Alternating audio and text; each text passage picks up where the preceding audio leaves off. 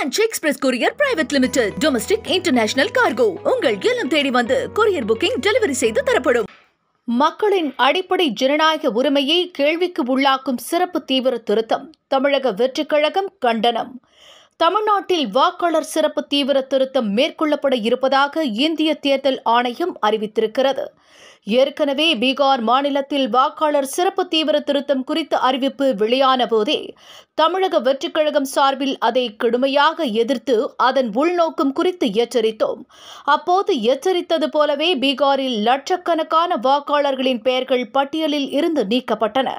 குறிப்பாக இந்த சிறப்பு தீவிர திருத்தத்தின் மூலம் மத சிறுபான்மையினர் உள்ளிட்ட சில குறிப்பிட்ட வாக்குகளை குறிவைத்து நீக்கப்பட்டிருப்பதாக எதிர்க்கட்சிகள் தொடர்ந்து குற்றம் சாட்டி வருகின்றன. மேலும் வாக்காளர் சிறப்பு தீவிர திருத்தம் குறித்து வழக்கு உச்சநீதிமன்றத்தில் விசாரணையில் இருக்கிறது. முதற்கட்ட சிறப்பு தீவிர திருத்தம் குறித்த தெளிவான விளக்கங்கள் அளிக்கப்படாத நிலையில் இரண்டாம் கட்ட திருத்தத்தை மேற்கொள்வது எந்த வகையில் சரியான நகர்வாய் இருக்க முடியும்? தமிழ்நாட்டில் மொத்தம் 6,36,00,000 வாக்காளர்கள் இருக்கிறார்கள். இவர்கள் அனைவரின் பெயரையும் வெறும் 30 நாட்களில் எப்படி சரிபார்க்க முடியும்? தமிழ்நாட்டிலும் சிறுபான்மையினர் உள்ளிட்ட சில குறிப்பிட்ட வாக்குகளை குறிவைக்கப்பட வாய்ப்பிருக்கிறது என்று எதிர்க்கட்சிகள் தொடர்ந்து முழக்கமிட்டு வருகின்றன. அப்படி நடக்காது என்பதற்கு என்ன உத்தரவாதம்? தேசிய குடிமக்கள் பதிவேட்டு முறை நடைமுறைப்படுத்தப்படும் அசாமில் மட்டும் தனியாக சிறப்பு தீவிர திருத்தம் மேற்கொள்ளப்படும் என்கின்ற அறிவிப்பும் இந்த சந்தேகத்தை மேலும் வலுப்படுத்துவதாகவே உள்ளது. எனவே சிறப்பு தீவிர திருத்தம் என்கின்ற குழப்பமான நடைமுறையை விடுத்து ஏற்கனவே இருக்கும் நடைமுறையை தொடர வேண்டும் என்று தமிழக வெற்றிக் கழகம் வலியுறுத்துகிறது. மேலும் தற்போது வாக்காளர் பட்டியல் திருத்தப்படும் நிலையில் இது தொடர்பாக தமிழக வெற்றிக் கழகம் சில ஆலோசனைகளையும் முன்வைத்திருக்கிறது.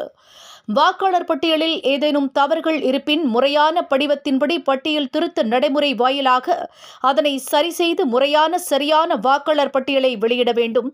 இந்த நடைமுறை வாயிலாக புதிய வாக்காளர்களை சேர்க்க வேண்டும். இறந்தவர்களின் பெயர்களையும் போலியான பெயர்களையும் நிரந்தரமாக நீக்க வேண்டும். புதிய வாக்காளர்களுக்கான அடையாளம் மற்றும் வயது ஆதாரத்திற்கு ஆதார் அட்டையை ஓர் ஆவணமாக ஏற்க வேண்டும். திருத்தம் செய்து இறுதி செய்யப்பட்ட வாக்காளர் பட்டியலை அரசியல் கட்சிகள் பாக முகவலர்கள் சரிபார்க்கும் வகையில் அவர்களுக்கு வழங்க வேண்டும். வேட்புமனு தாக்கலுக்கான இறுதி தேதிக்கு பிறகு புதிய வாக்காளர்கள் சேர்க்கக்கூடாது.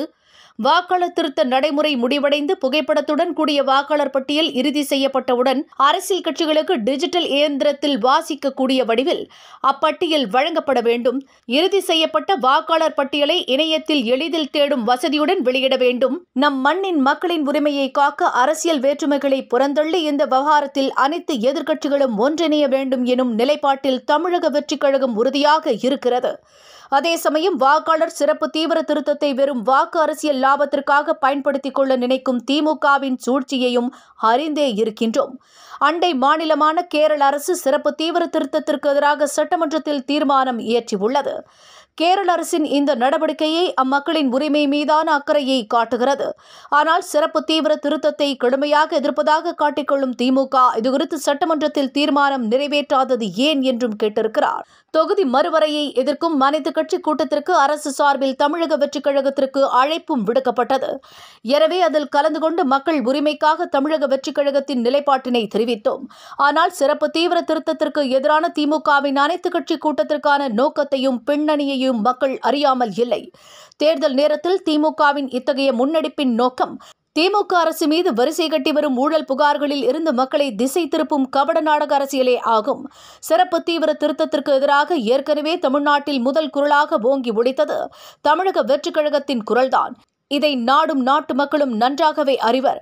நாம் முதலாக குரல் எழுப்பிய இதே நேரத்தில் திமுக தூங்கிக் கொண்டிருக்கிறதா? ஒன்றிய பாஜகவுடன் மறைமுக உறவுக்காரராக இருந்ததால் மறதி மயக்கத்தில் இருந்ததா? ஏதோ இப்போது மட்டும் சிறப்பு தீவிர திருத்தத்திற்கு எதிராக முதன்முறையாக விழித்துக் கொண்டது போலவும் தான் மட்டுமே ஜனநாயக உரிமையின் ஒற்றை பாதுகாவலன் போலவும் கபட நாடக வேடத்தை பூண்டுள்ளது.